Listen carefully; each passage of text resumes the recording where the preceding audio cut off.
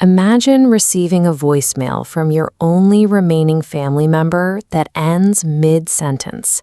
He starts by giving you directions to his new apartment. Then his voice changes. You hear the heavy scrape of metal, then the rhythmic thud of footsteps approaching his door.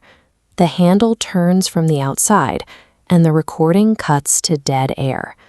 That is the situation Jess faces as she arrives at the Gare du Nord. She's completely broke, fleeing a failed job in England with nothing but a broken suitcase and a desperate plan to stay with her successful half-brother, Ben, until she can get back on her feet. But the address Ben provided, number 12, Rue des Amants, isn't a typical city flat. It's a literal fortress in one of the city's most expensive neighborhoods. The building is surrounded by high stone walls topped with shards of broken glass and a gate reinforced with anti-climb spikes. Ben promised he'd be waiting to let her in, but every window is dark. The intercom goes unanswered. Jess is standing on the street, locked out of a building that seems designed specifically to keep the rest of the world at a distance. When Jess eventually manages to get inside the third-floor apartment, the scale of the place is immediately jarring. Ben is a freelance journalist who covers local protests and restaurant openings. Yet he's living in a massive, high-ceilinged palace with polished floorboards and giant exposed beams. The apartment is empty, but Ben's most essential items are scattered around the room. His winter coat on the rack, his keys left out, and his leather wallet, still stuffed with cash, are sitting right on the kitchen counter. Then Jess starts finding the things that shouldn't be there. A fresh bleach stain scrubbed into the floorboards, dried blood matted into the fur of Ben's cat, and on the floor she finds his St. Christopher necklace, a gift from their mother that he never took off, lying abandoned with a violently snapped chain. Ben didn't pack a bag or prepare for a trip. He left his money, his keys, and a broken piece of his own history behind. Whoever entered the apartment during that voicemail ensured he wouldn't be coming back for them. The local police dismissed the case immediately, refusing to investigate a missing person who has only been gone for a few hours. This forces Jess to do her own reconnaissance, which means confronting the other residents of the building directly. She identifies 4 potential leads.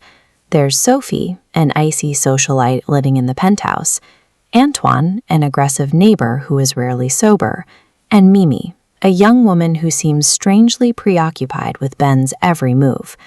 Her only potential ally is Nick, a polite, nice guy living on the second floor. While searching Ben's desk, Jess discovers a leather notebook that had fallen behind the furniture.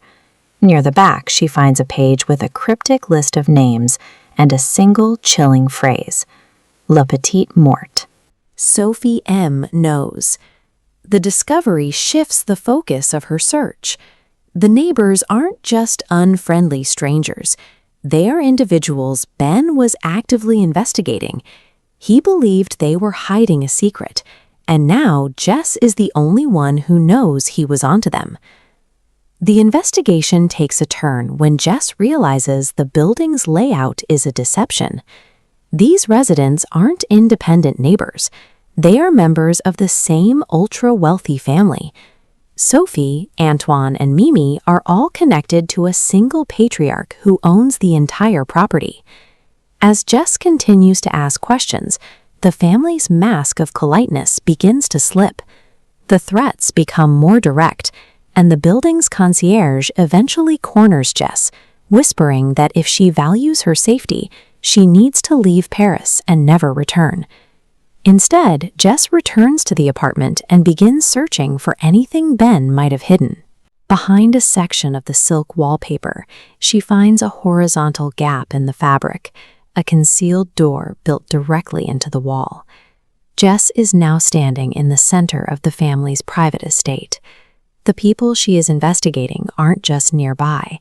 They are the gatekeepers of the building, and she is currently living inside the very space they used to neutralize her brother. The front gates are now locked for the night. Jess knows that staying put is the safest option, but her instinct to find the truth is stronger than the urge to hide. She decides to see where that hidden door leads. She pushes the door open and finds a cramped stone spiral staircase.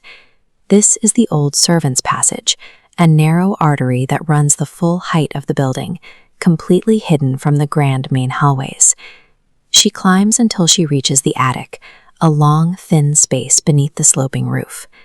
The air is thick with dust and the smell of old wood. The only light comes from the moon filtering through a series of small, dirty windows. By entering the attic, Jess have moved beyond the public areas of the building and into its most private recesses. She is now in a space where the family's rules are the only ones that apply, and any discovery she makes here cannot be easily ignored or forgotten. At the far end of the attic, Jess finally finds what the family has been trying to keep hidden since the night Ben went missing. But she isn't alone. As she's processing the discovery, a shadow falls across the floor. Nick, the one person she believed she could trust, is standing in the doorway right behind her. To find out what Jess discovered in the rafters and the final fate of her brother, you'll have to read The Paris Apartment by Lucy Foley. If you were in Jess's shoes, trapped in a house owned by a family with everything to lose, would you have kept digging, or would you have run the moment you saw that broken chain? Let me know your survival strategy in the comments.